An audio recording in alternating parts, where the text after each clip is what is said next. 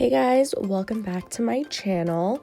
Today I have another hair transformation for you, and I'm going to share my go-to balayage technique when I'm looking to achieve a really natural, low-maintenance, lived-in look. So my client came in with mostly virgin hair. She did have some pre-lightened ends from a very old, grown-out balayage from a few years ago, but for the most part we were working with her natural level 6 color.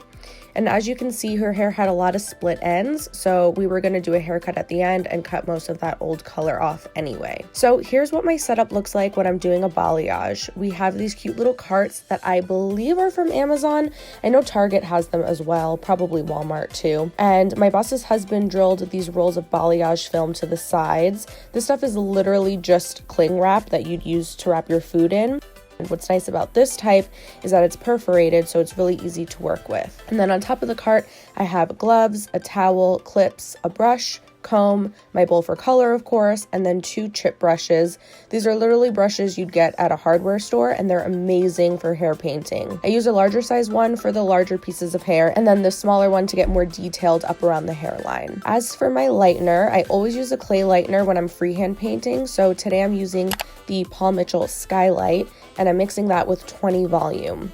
Now, I know a lot of people will tell you that you're supposed to use 30 or 40 volume with clay lighteners, but I pretty much always do 20, and I actually get a lot of lift with it, which you'll see later. And as for my mixing ratio, I'd say I do about a 1-to-1. You want it to be as thick as possible, but still creamy enough that you can easily glide it onto the hair. So I'm keeping my sectioning pretty simple for this, 1 section in the back and 2 in the front, but you'll see I bring my front sections pretty far back. When I first started, I would sometimes have problems where my front pieces weren't blending seamlessly into the back, so doing this prevents that issue.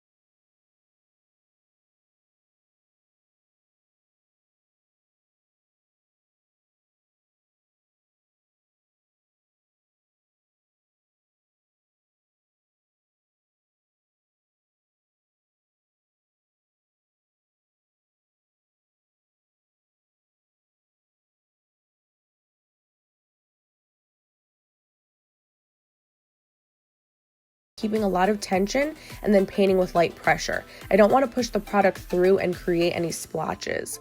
So you can see when I lift the piece up, none of that lightener is coming through.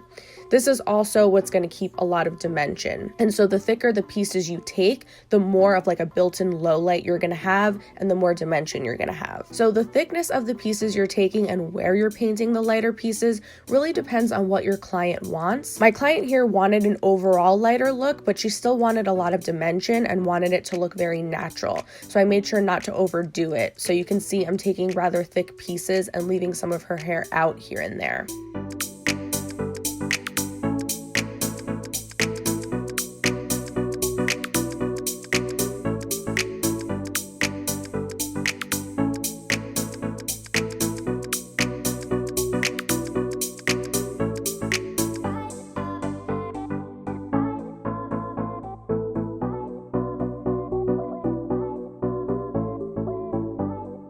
In the back, I didn't want her to be as bright, so you'll see I leave out more hair. I start with a V parting and then I take horizontal and then I just keep alternating that pattern. What I love most about this technique is that you can see exactly where you're placing all of your lighter pieces, which makes visualizing your final result a lot easier.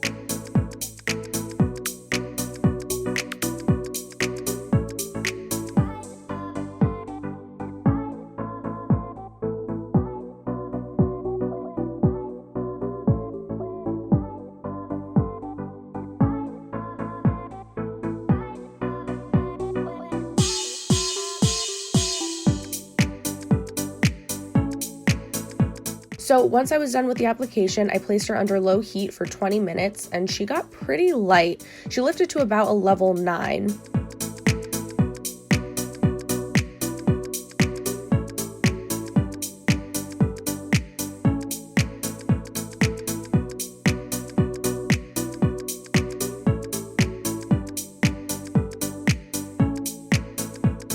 Then for her toner, I used Paul Mitchell the Demi, and I did equal parts of 6G with 8N. She wanted a really rich gold color that wasn't too bright and light, so I think this formula was perfect for her. And I let that process for the full 15 minutes.